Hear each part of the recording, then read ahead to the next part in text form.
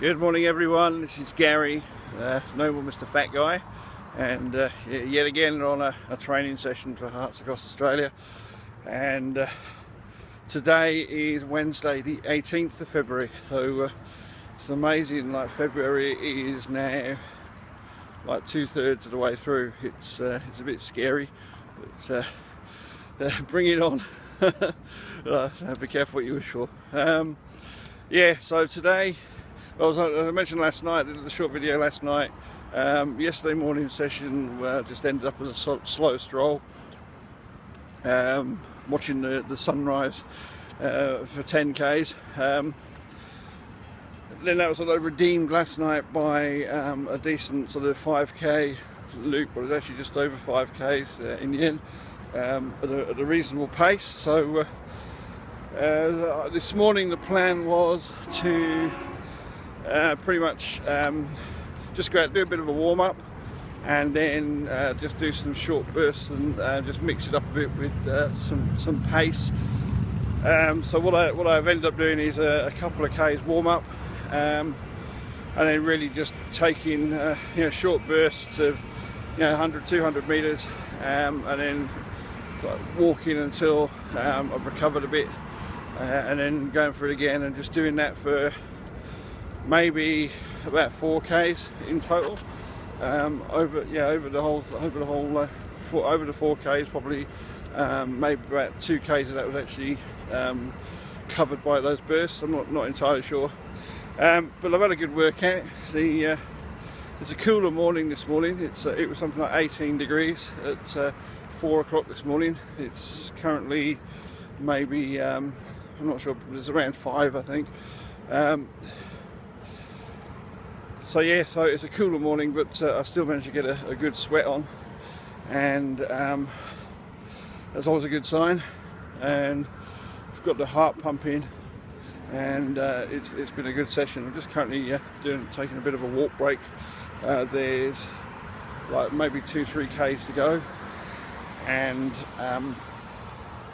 there'll probably be a couple more bursts of speed in that time, just to empty the bucket, as Marcus says. But yeah, overall really pleased with the training this morning. Yesterday morning was maybe just the walk was what was needed. It's a combination of that lack of sleep over the weekend, plus it's pointed out to me yesterday that perhaps at times I downplay or underestimate what I'm actually doing. So I guess when you think about it, like doing 60 Ks of walking in total across the Friday, and then another 40 over Saturday, Sunday, primarily on Sunday. Yeah, okay, so it's a lot of Ks covered. There's a lot of time spent. Basically, I mean, I think on Sunday there was something like 6 hours of running and walking in total. One session early in the morning and one session late at night. So it's probably a fair point that maybe I do underestimate and downplay it a bit, but you can't rest on your laurels. That's the thing. You can't kind of say, well, I've done 50 Ks and I'll be happy with that for the week, because at the end of the day, when we hit the road in the middle of May, then the aim is to do 50 to 60 Ks a day for 5 or 6 days a week. We're aiming to cover 300 Ks a week, and to do that consistently for about 18 weeks.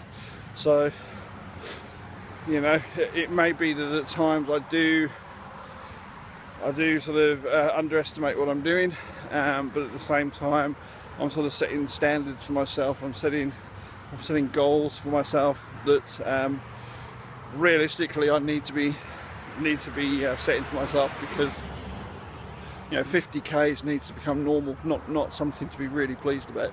50 Ks needs to be something that you get done in a day without really thinking about it. That's broken down into maybe 4 or 5 separate sessions across the day.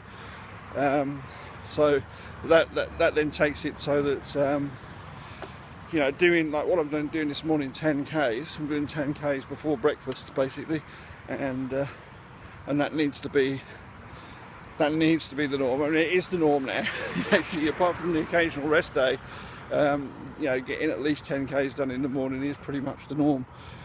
Quite often double that. So that's the kind of mentality that I've got to take into this, because without that, you know, by the time we get, I was going to say across the Nullarbor, but it's not even that. By the time we're actually, you know, sort of leave the edge of suburbia and sort of get out on the country roads just on the edge of Perth, you know, headed east, it's yeah, that's when that kind of attitude is going to really kick in and pay off, because, you know, suddenly we're not going to be surrounded by mod cons. We're not going to be we're going to have you know, 5,400 kilometres stretching out in front of us that needs to be tackled step by step and you know, bite by bite and chunk by chunk. So the only way of doing that is just to develop a new normality, a normality that basically says, get up in the morning, you go out, you get 10-15 Ks done before breakfast, then,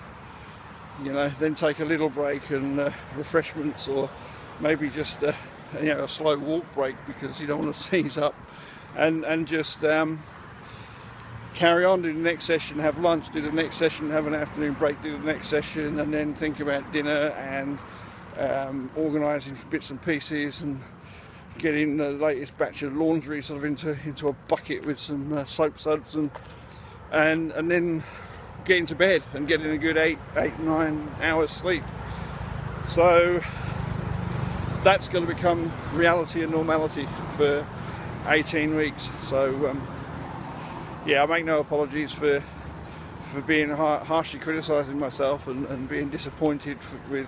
I know well, it harks back to when I first sort of discovered this passion for running and so on, and I started running distances that I'd never even sort of dreamed of, and I was sort of posting online and saying, you know, I'd only done 10Ks, or I'd only done 5Ks, and sort of upsetting a couple of people, because they were sort of like, not really upsetting, but just touching a couple of nerves, I guess, where and rightly so, you know, where people were sort of, oh, I dream of being able to do 5Ks.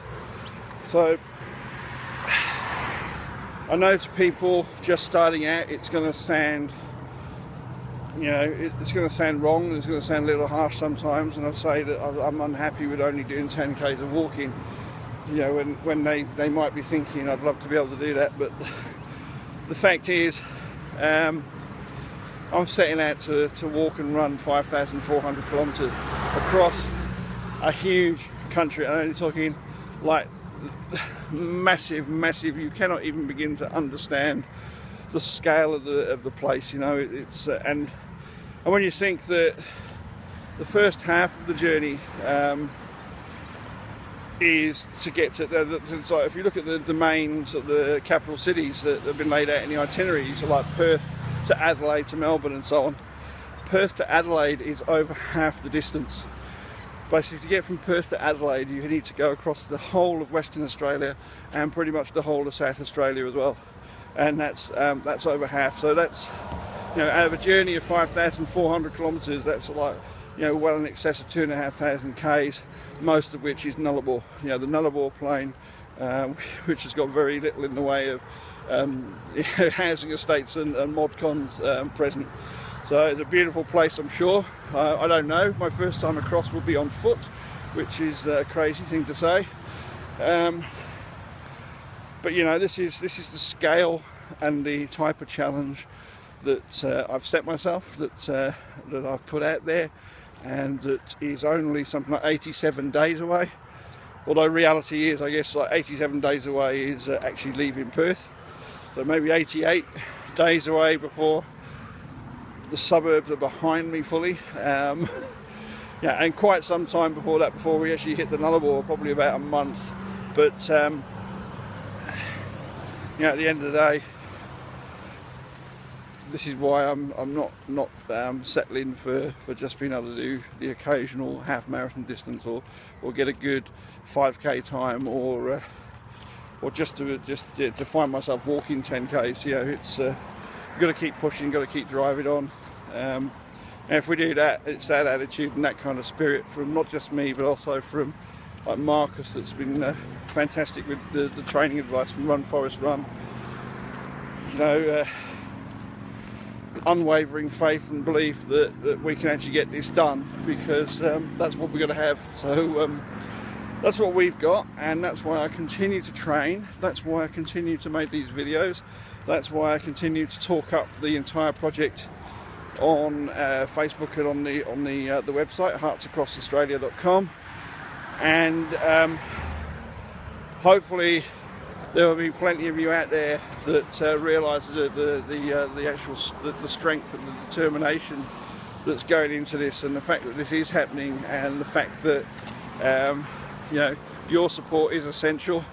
And on that note, if you could please either yourself or get other people to go to gofundme.com/HAA 2015, or just go to heartsacrossaustralia.com and click on the donate link.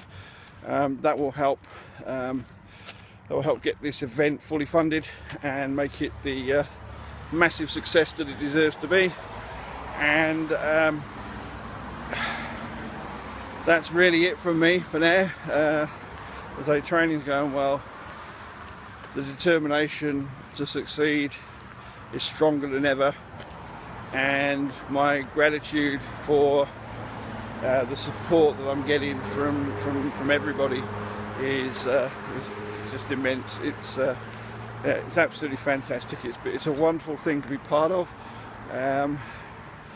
And it's a wonderful thing to see that you can actually come up with a crazy idea, not just to do something crazy, but to do something good, and then see people respond to that. And so that's actually really heartening to see. So I'd like to thank you all for that. And yeah, 87 days I think it was, I said. We'll make a start, and then slowly but surely make our way across the country, and hopefully see many of you along the way. Okay, that's enough for me. I'll talk to you again soon. Bye now.